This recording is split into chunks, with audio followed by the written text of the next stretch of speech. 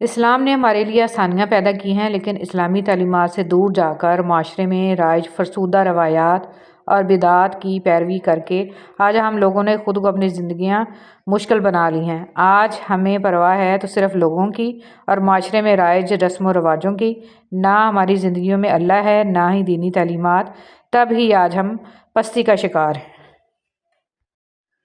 موت کے بعد کسی کا پڑھا ہوا قرآن آپ کو فائدہ نہیں دے گا۔ اگر آج آپ نے اپنی زندگی میں خود نہ اپنے لیے قرآن پڑھا، خود نہ اس پر عمل کیا، آپ کو موت کے بعد آپ ہی کے کیے اعمال فائدہ دیں گے۔ لوگ آپ کو عمل کر کر کے کچھ نہیں بھیج سکتے، وہ صرف دعا کر سکتے ہیں، رب سے التجا کر سکتے ہیں۔ اگر آج آپ غفلت اور سستی میں پڑے خود کو ضائع کر رہے ہیں تو جان لیجئے تب آپ سسکیں گے، تڑپیں گے، کاش کچھ کیا ہوتا۔ آج سے ہی خود قرآن کو اپنی زندگی میں شامل کیجئے اور توشہ آخرت تیار کیجئے۔ اس کے ساتھ ساتھ اپنی اولاد کی اچھی تربیت کیجئے تاکہ وہ آپ کے لیے صدقہ جاریہ بنے۔ انسان کا دل کتنا بڑا ہونا چاہیے، اتنا کہ انسان ان کو بھی بد دعا نہ دے جنہوں نے اس کی روح کو زخمی کیا ہو۔ ہم نے گھر بنائے، کوٹھیاں بنائیں، مگر رہنے کے لیے وقت نہ بچایا۔ سکون قلب یہ اللہ کی رحمتوں کا صدر دروازہ ہے اور اسے رب العالمین نے بہت آسان عمل میں رکھا ہے۔ یہ خیرات کرنے سے مل جاتا ہے، سخاوت کرنے سے مل جاتا ہے، کسی کو معاف کر دینے سے مل جاتا ہے، کسی سے معافی مانگ لینے سے مل جاتا ہے۔ دیری میں بہتری۔ انتظار کی اذیت کے بعد ہی تو یعقوب علیہ السلام کو یوسف علیہ السلام سے ملوایا گیا تھا۔ جسے سزا سمجھ رہے ہو، اس دیری میں تمہارے لیے بہتری چھپی ہے۔ بے شک جب تمہارے دل میں کسی کے لیے نفرت پیدا ہونے لگے تو فوراً اس کی اچھائی یاد کیا کرو۔ حضرت علی رضی اللہ تعالیٰ عنہ۔ فرض نماز جان کر ترک نہ کرنا، جو ایسا کرتا ہے اللہ اس سے اپنا ذمہ اٹھا لیتا ہے۔ اللہ اکبر۔ ہارنا تب ضروری ہوتا ہے جب لڑائی اپنوں سے ہو، اور جیتنا تب ضروری ہوتا ہے جب لڑائی اپنے آپ سے ہو۔ غریب کی مدد یہ سمجھ کر نہ کریں کہ آپ اس کی دنیا سنوار رہے ہیں، یہ سمجھ کر کریں کہ وہ آپ کی آخرت سنوار رہا ہے۔ نبی کریم صلی اللہ علیہ وسلم نے ارشاد فرمایا، باپ اپنی اولاد کو جو کچھ دے سکتا ہے اس میں سب سے بہتر عطیہ اولاد کی اچھی تربیت ہے۔ گالی گلوچ کی سزا۔ حضرت ابو ہریرہ رضی اللہ تعالیٰ عنہ فرماتے ہیں کہ نبی کریم صلی اللہ علیہ وسلم کا ارشاد ہے کہ جب میری امت آپس میں گالی گلوچ اختیار کرے گی تو اللہ جل شانہ کی نگاہ سے گر جائے گی۔ کھانے میں کوئی زہر گھول دے تو اس کا علاج ممکن ہے، مگر کان میں کوئی زہر گھول دے تو اس کا علاج نہیں ہے۔ ہر شخص سچ کو پسند کرتا ہے، مگر وہ سچ جو اس کی مرضی کا ہو۔ بڑے سے بڑا سچا انسان بھی اپنی ذات کے خلاف کڑوا سچ برداشت نہیں کرتا۔ انسان میں ایک قیمتی چیز ہوتی ہے احساس، اگر یہ اس میں نہ ہو تو پتھر اور اس میں کوئی فرق نہیں ہے۔ بے حسی کہہ لیں یا ناقدری، مگر انسان نے ہمیشہ اپنے خیر خواہ کو اس کے چلے جانے کے بعد پہچانا ہے۔ اللہ دیر انہی کے لیے کرتا ہے جن کا مانگنا اسے بے حد پسند آ جائے۔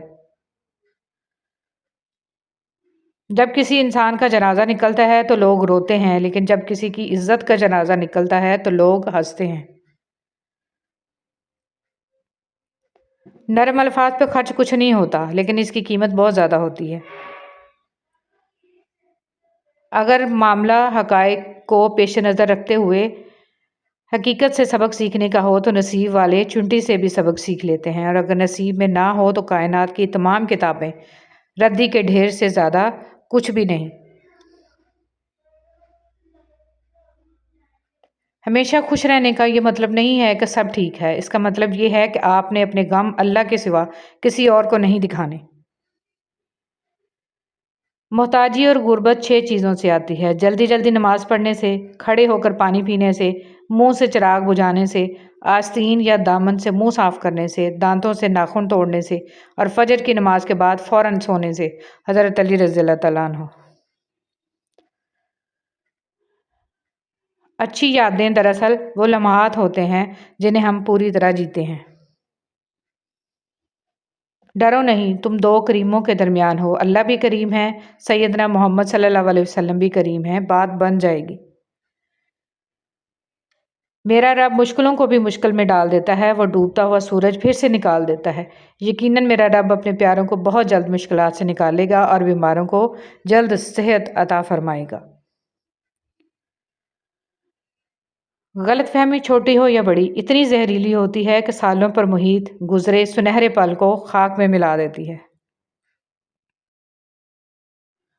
زندگی ہمیشہ پرسکون نہیں ہوتی، مشکلات بھی آتی ہیں اور تکلیفیں بھی۔ یقیناً تم بھی اداس ہو، لیکن پتہ ہے ایک بات جو پتھر پہ لکیر ہے، جسے لکھ کے اللہ نے تمہیں تھما دیا ہے، جسے کوئی نہیں مٹا سکتا، جو بات کبھی بدلی نہیں جا سکتی، وہ یہ ہے کہ آنے والا وقت ہمیشہ تمہارے لیے پہلے سے بہتر ہوگا۔ پھر چاہے کچھ ہو جائے، تمہیں اللہ پر یقین رکھنا ہے، تمہاری منزل یقیناً بہت خوبصورت ہونے والی ہے۔ بدبخت ہے وہ شخص جو خود مر جائے لیکن اس کا گناہ نہ مرے، اسی طرح خوش قسمت ہے وہ شخص جو خود تو مر جائے لیکن اس کی نیکیاں جاری رہیں۔ اپنی ہر اس تکلیف پر اللہ کا شکر ادا کیا کرو جو تمہیں دنیا سے بیزار کر کے اپنے اللہ کے قریب لے آئے، کیونکہ دنیا ختم ہونے والی چیز ہے لیکن اس رب کی قربت بہت قیمتی ہے، اور ان منزلوں پر خوش ہو جاؤ جو اللہ نے تمہارے لیے چنی ہیں، پھر وہ تمہیں ان منزلوں تک خود ہی لے جائے گا جن تک تم پہنچنا چاہتے ہو۔ تمہارا یقین اور صبر ہی تمہارا مقدر ہے۔ کمال ہوتے ہیں وہ لوگ جو آپ کی آواز سے آپ کی خوشی اور دکھ کا اندازہ لگا لیتے ہیں۔ سکھ میں جو کام آئے وہ رشتے ہوتے ہیں، اور جو دکھ میں کام آئے وہ فرشتے ہوتے ہیں۔ ہم ہر کسی کو اپنی مرضی کے حساب سے نہیں چلا سکتے، اس لیے ماننا سیکھیے، جھکنا سیکھیے، احترام کرنا سیکھیے، لوگوں کو ان کے عیبوں کے ساتھ ایکسیپٹ کرنا سیکھیے۔ ان میں موجود مثبت باتوں پر، مثبت عادات پر اپنی توجہ مرکوز کریں، ان کی منفی باتوں اور منفی عادات کو نظر انداز کرنے کی کوشش کریں۔ یاد رکھیں، اگر بے عیب انسان تلاش کریں گے تو اکیلے رہ جائیں گے۔